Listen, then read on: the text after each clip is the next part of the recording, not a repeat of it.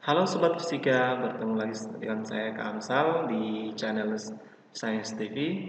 Pada video kali ini kita akan bahas materi fisika tentang kalor dan perpindahannya. Oke, kita mulai saja. Jadi, kalor itu merupakan salah satu bentuk energi yang dapat berpindah dari benda yang bersuhu tinggi ke benda yang bersuhu rendah. Oke, berarti di sini kata kuncinya adalah ada kata suhu tinggi dan suhu rendah. Jadi ada kata kunci di sini. Berarti ini kalor yang disebabkan oleh perbedaan suhu. Nah, ini biasa kita ukur menggunakan persamaan Q sama dengan massa dikali dengan kalor jenis dikali dengan perbedaan suhu atau perubahan suhu yang terjadi pada benda tersebut.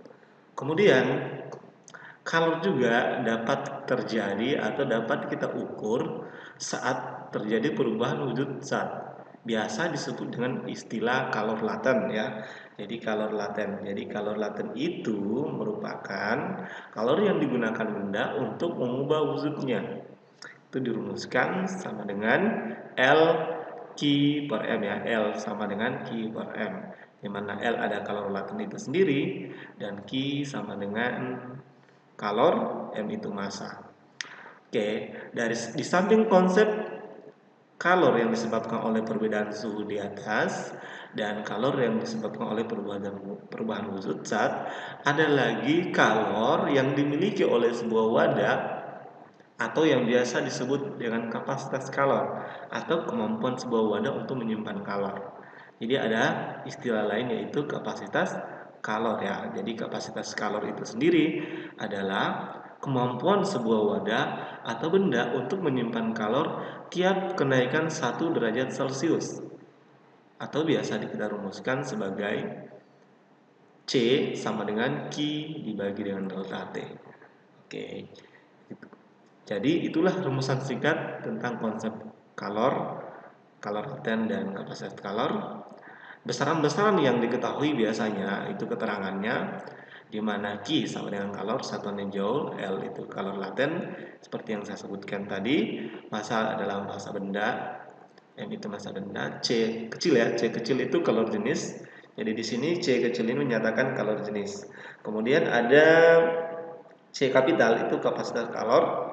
Nah, coba dilihat ini berbeda satuannya ya. Oke. Sekarang kita lanjut. Untuk lebih jelasnya kita akan bahas contoh soal. Nah, kita mulai dari contoh soal pertama ya.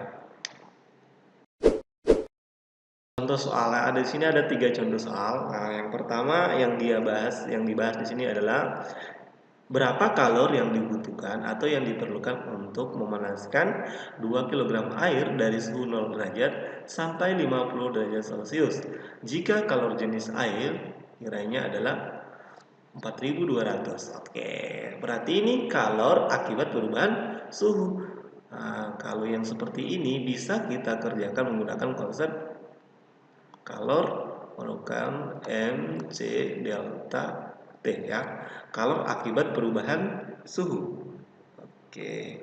Itu kalor akibat perubahan suhu. Nah, ini bisa kita uraikan berarti masanya berapa? Masanya bisa dituliskan 2 kg. Kemudian kalor jenis ada di soal ya. Kalor jenisnya itu yang ini. Nilainya 4200 dikali dengan perubahan suhu. Karena suhunya dari 0 sampai 50, berarti perubahannya 50 dikurang dengan 0. Berarti ini kita dapatkan kalornya adalah 2 kali 4200 dikali dengan 50. Ini kalau dihitung 2 kali 50 nilainya berapa? 100 ya. Nah, itu 100 kalau dikali 4200 hasilnya adalah 420.000 joule. Nah, itu jawabannya.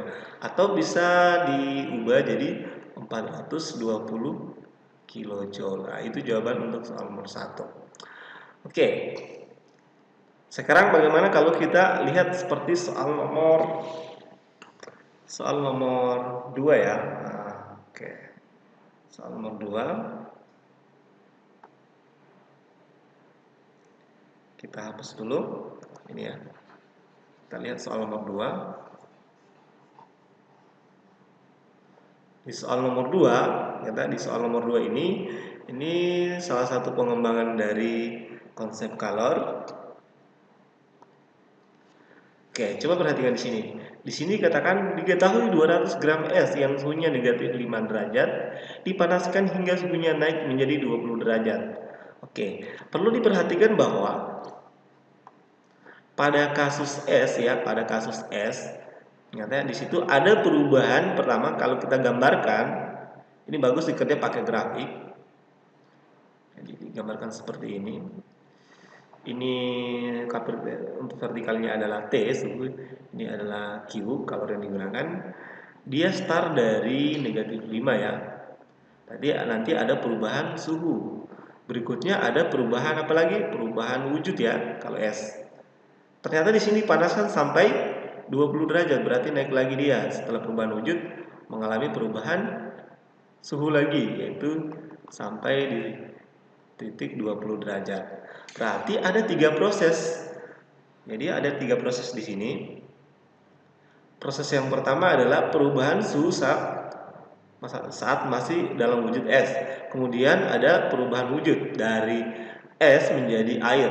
Berikutnya perubahan suhu saat sudah menjadi air ya. Oke, sekarang kita berarti bisa kita hitung bahwa kalor yang dibutuhkan dalam proses ini sama dengan kalor pada proses 1 dijumlahkan dengan kalor pada proses 2 dijumlahkan dengan kalor pada proses 3. Berarti ini bisa kita hitung. Ini sakinya karena perubahan suhu berarti pakai rumus MC delta T. 1 ya untuk perubahan suhu yang pertama. Kemudian ditambah di proses yang kedua itu perubahan wujud. Berarti kita menggunakan kalor laten ya. Kalor laten itu sendiri L sama dengan Q per M ya. Berarti kalau Q-nya berarti masanya dikali dengan kalor latennya. Atau ya kalau pada kasus S ini kalor lebur biasa yang diketahui. Oke, terus kita jumlahkan dengan kalor yang ketiga. Kalor yang ketiga itu tentang kalor perubahan suhu ketika sudah jadi air. Ini kalor jenis, berarti kalor jenisnya yang kedua, ini yang pertama dikali dengan delta T yang kedua. Oke, kita uraikan. Kalau diuraikan, di sini kita akan peroleh masanya berapa? 200 gram ya, 200 gram. Di sini tidak usah kita ubah karena satuan dari kalor jenis juga dalam satuan kalori dan gram. Berarti kita pasang saja di sini 200. Kalor jenis air nilainya adalah bukan air ya. Kalor jenis S di sini kalau untuk C1-nya. S-nya 0,5 atau kita bisa tulis setengah saja. Kemudian delta T-nya dari 5 sampai ke 0. Nilainya berarti 5 ditambah 200 dikali kalor leburnya adalah 80. Kemudian ditambah dengan kalor jenis saat sudah wujud air berarti C air ya, sama dengan 1 ya. Oh, tadi masih ada masanya. Masanya itu berarti 200 ya dikali dengan 1, perubahan wujudnya dari 0 perubahan suhunya dari 0 menuju 20 derajat Celcius. Berarti di sini nanti kita bisa tuliskan 20 derajat karena 20 kurang 0. Oke. Ini bisa kita hitung. Bisa dihitung 200 dibagi dengan 2, ngerti? 200 dibagi dengan 2. 200 bagi 2 dapat 100. 100 kali 5 dapat 500. Kemudian ditambah 200 kali 80 itu 1000 atau sama dengan 16.000. Kemudian ditambah dengan 200 kali 20 sama dengan 4.000. Oke. Jika dijumlahkan sama dengan ini jumlahkan semuanya. 16.000 ditambah dengan 4.000 sama dengan 20.000 ditambah 500 berarti sama dengan 20.500 kalori. Oke, itu jawabannya. Atau bisa kita singkat menjadi 20,5 kilo kalori. Jadi itu jawabannya. Oke, begitu penyelesaiannya untuk soal nomor 2. Oke, kita lanjut di soal nomor 3. Di soal nomor 3 ini kalau kita perhatikan di sini masih berhubungan dengan es, tapi dicampur dengan air ya. Jadi ada hubungannya dengan soal nomor 2 ini. Kita hapus dulu. Hapus dulu ini.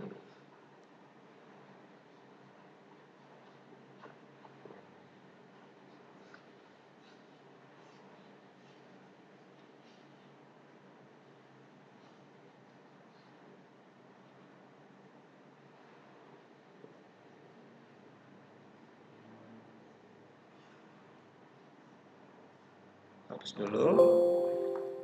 Kemudian oke, coba perhatikan di sini.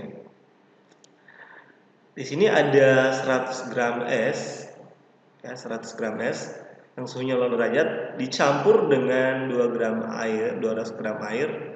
Berarti ini kita bisa simpulkan bahwa ada, kalau kita ilustrasikan, di sini ada es, kemudian di sini ada air ya. Ini ingin dicampur ya. Nah, di sini berarti ada istilah kalori yang menyerap dan ada kalori yang dilepas atau ada perpindahan kalor karena perbedaan suhu. Di sini suhunya dia 0 derajat Celcius, di sini suhunya adalah 50 derajat Celcius. Berarti ada kalor yang dilepaskan. Nah, jadi yang melepaskan kalor adalah air ya. Kemudian yang menerima adalah es. Karena kalor yang diserap itu sama dengan kalor yang dilepaskan oleh air, berarti ini bisa kita tulis seperti ini ya. Oke. Sekarang kita bisa tuliskan, tapi di sini kan suhunya es itu 0 derajat. Jadi kalau suhunya es itu 0 derajat, perubahan yang terjadi hanya dua, perubahan wujudnya dan perubahan suhunya seketika setelah menjadi air. Berarti kita bisa misalkan posisi S itu misalkan massa benda pertama berarti M1, kemudian C1, kemudian delta T1 tambah M1 dikali dengan kalor leburnya. Terus di sini nanti kita tambah lagi M1 dikali dengan C12 dikali delta T12 sama dengan, ini kalornya air ya. Berarti kita misalkan dia M2 kali C2 dikali delta T yang kedua. Oke. Di sini tidak ada perubahan suhu ya pada saat S karena suhunya 0 derajat. Berarti ini kita abaikan saja ya. Karena di situ sudah 0. Oke.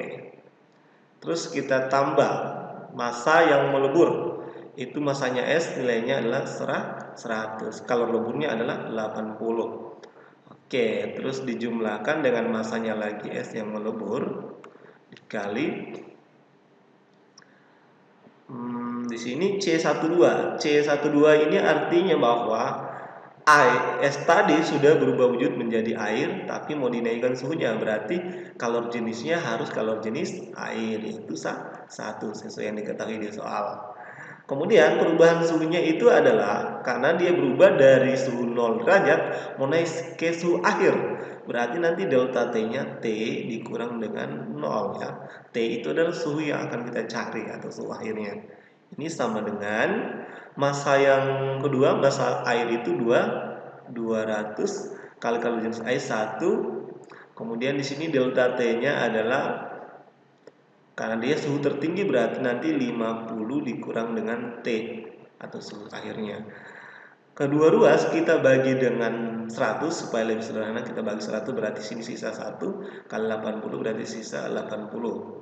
Ini kita bagi 100 berarti sisa 1. Di sini T kurang 0 tetap T. Terus sama dengan ini kalau dibagi 100 dapat 2. 2 dikali 50 100. 2 kali T berarti jadinya ini kurang 2T. Jika kita pindah ruaskan ya, min 2T pindah ke kanan di sini jadi 3T. Kemudian 80 dipindah ke kiri ke kanan, nah jadinya kurang. Oh ya, min 2T tadi itu harusnya pindah ke kiri ya, bukan pindah ke kanan. Oke. Sekarang kita lanjut. Min 80 ini kita pindahkan ke kiri ke kanan jadi 100 dikurang dengan 80. Ini sama dengan 20. Berarti nilai dari T itu sama dengan 100 dibagi dengan bukan 100 ya. Ini bukan 100. Ini bukan 100 ya. Nilainya harusnya adalah di sini